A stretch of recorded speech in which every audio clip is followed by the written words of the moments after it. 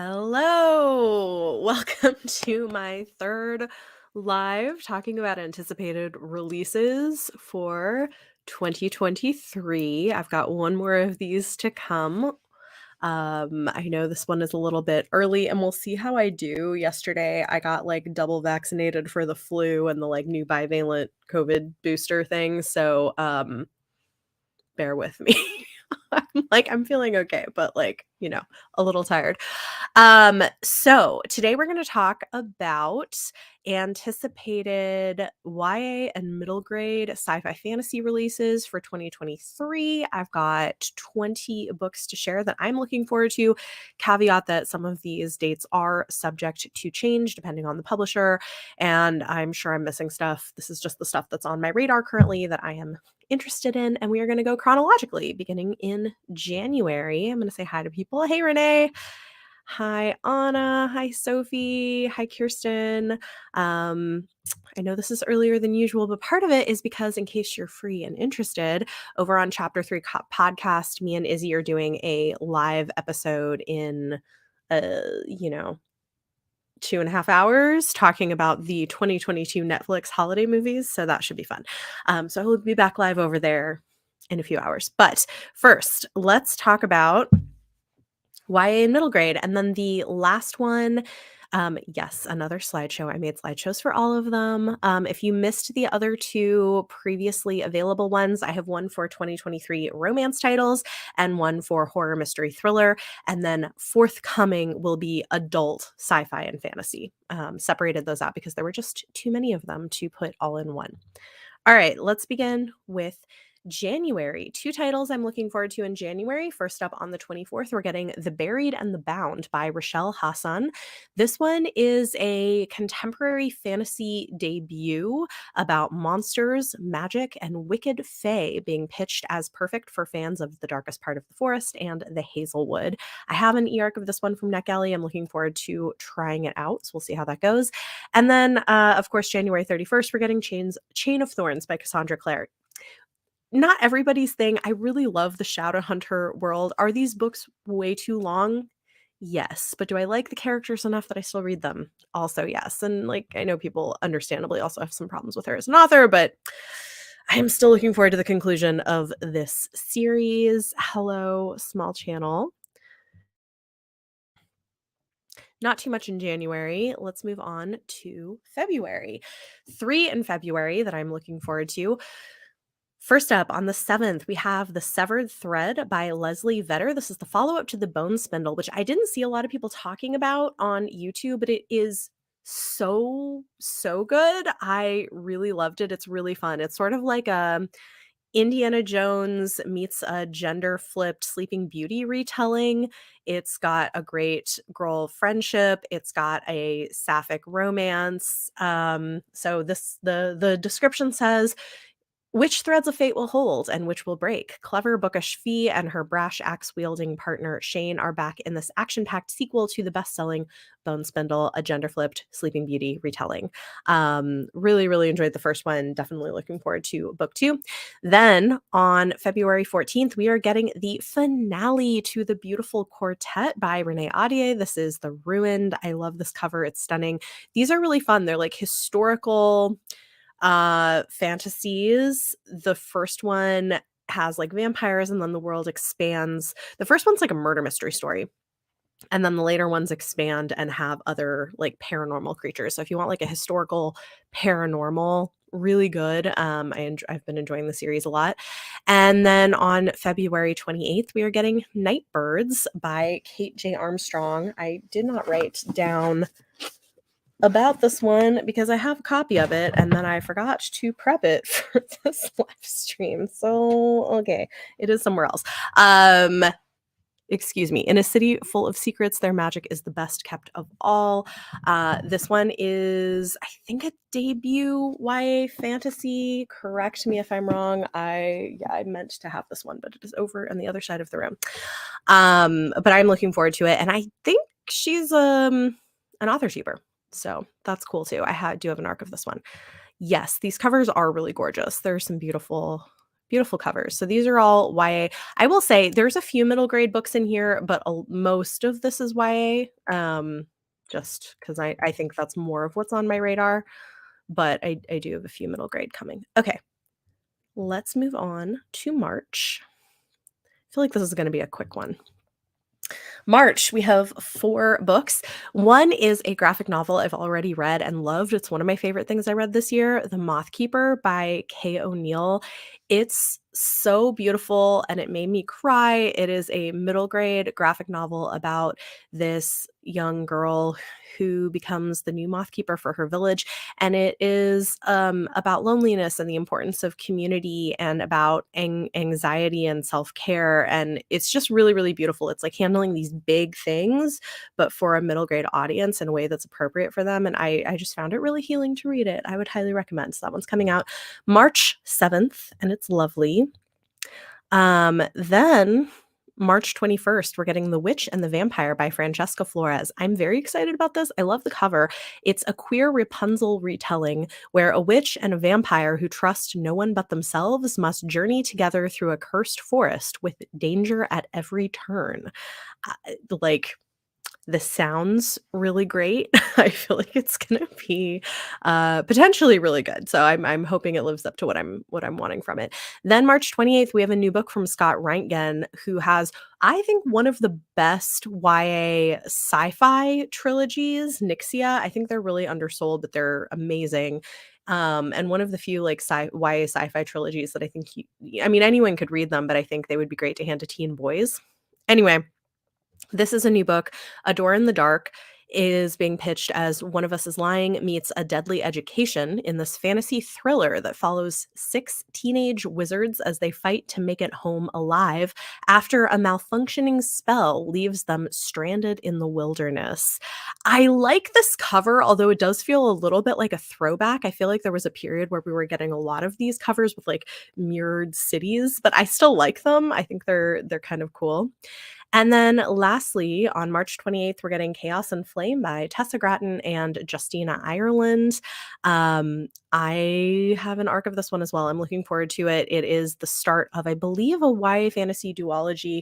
Don't know a ton about it, but I feel like given the 2 authors, it's probably going to be queer, and I have high hopes. I have enjoyed things from both of these authors in the past, and I'm curious to see what they do teaming up. Hello, Mel Bell. Have the Moth Keeper in my list. Yes, Kay O'Neill's books in general are amazing. Like the Tea Dragon Society, I love their stuff. So the Moth Keeper is fantastic. Highly recommend checking that one out. All right, let's go ahead and move on to April. 4 books in April. First up, April 4th, we have Blood Debts by Terry J. Benton Walker. This is a YA debut fantasy set in a magical version of New Orleans, and I'm very intrigued. The premise sounds interesting. The cover is beautiful. This is one I am definitely going to be reading, and I feel like there's going to be a lot of buzz about this. We'll see. Then on April 18th, we're getting a middle grade fantasy. This is Shinji Takahashi Into the Heart of the Storm by Julie Kagawa. Part of why this is on my radar is I just finished reading the first book, Shinji Takahashi and the Mark of the Quaddle, with my kids, and it was so much fun. Probably one of my favorite books that I've read to them at bedtime. It's really fast paced, it's enjoyable, it's got great diversity, and like has a thoughtful approach. It feels kind of like middle grade version of Lara Croft Tomb Raider meets Indiana Jones, but actually being thoughtful about cultural appropriation and like artifacts and stuff. And it's great. So I'm really looking forward to this one. This is the 2nd book in the series.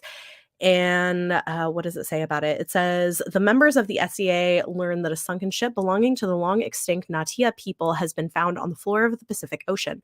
But nothing goes as planned, and when Shinji accidentally awakens a guardian who's been hidden on a mysterious island and trapped inside a volcano for a century, he causes a volcanic eruption and releases a massive hurricane that threatens the entire coast of California.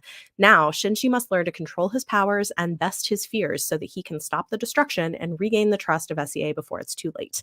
I feel like it's going to be great. Then April 25th is Star Splitter by Matthew J. Kirby. This is a YA sci-fi book, which I always like to support. We don't get a lot of YA sci-fi, so when there's one that looks interesting and up my alley, I try to grab it. This is one that I do plan to read.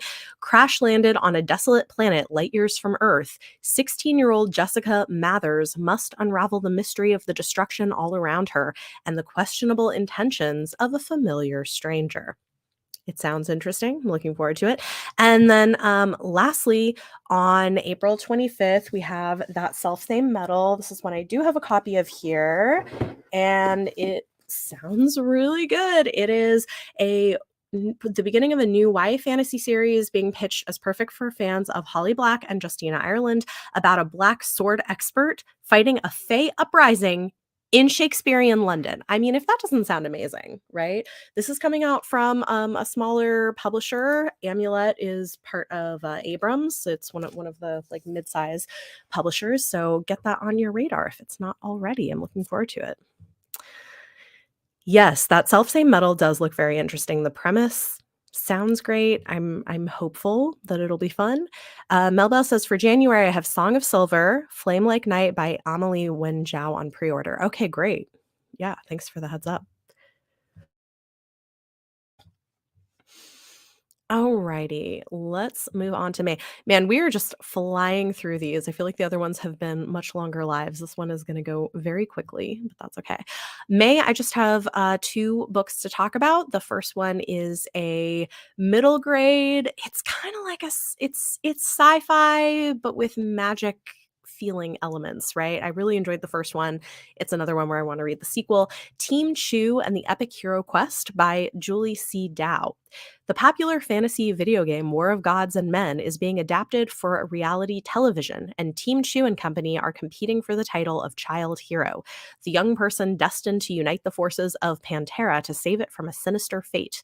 Over the next week, they'll be challenged by sirens, vampires, elves, and more in tests of courage, determination, humility, intelligence, and strength. I really enjoyed the first book in the series, and the main characters are Vietnamese brother and sister. So also, it's kind of cool because I don't know that I've seen a lot of that kind of culture represented in a lot of middle grade books. So this is one I definitely want to pick up and would recommend the series. Then on May 16th, one that I am this might be my most anticipated of this list, to be honest. I'm very excited. Court of the Undying Seasons by A.M. Strickland. It's being pitched as Sarah J. Maas meets a Deadly Education, which is interesting because I don't know that I guess I see why they're pitching their books this way because those are big bestsellers, but I just want to tell you just like I highly recommend checking out A.M. Strickland if you haven't yet. But this is they're saying it's a lush, queer, YA dark fantasy novel, a deliciously dark romantic novel, and pitch perfect modern take on classic vampire tropes. I have loved everything I've read from A.M. Strickland, and I'm very excited about this one that they're doing a vampire book. So definitely looking forward to it. Renee, Divine Rivals is also out in April. Looking forward to it. Awesome. Cool. Yes, Team Chu is very cute. I really liked it. All right, then I've got one for July. Yeah, I'm on like to be honest, the marketing does feel kind of wrong.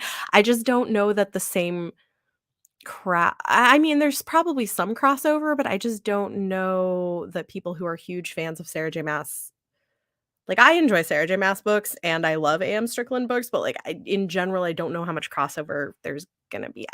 Yeah, it's an interesting choice for marketing, but I am very much looking forward to this book because I really love the way that they write, like, romantic, dark YA fantasy that's super queer. So, yeah, I don't know how it's close to A Deadly Education either. I don't know. I don't know why this choice was made for the marketing, y'all. Like, when I read that when I was prepping for this, I was like, that's interesting."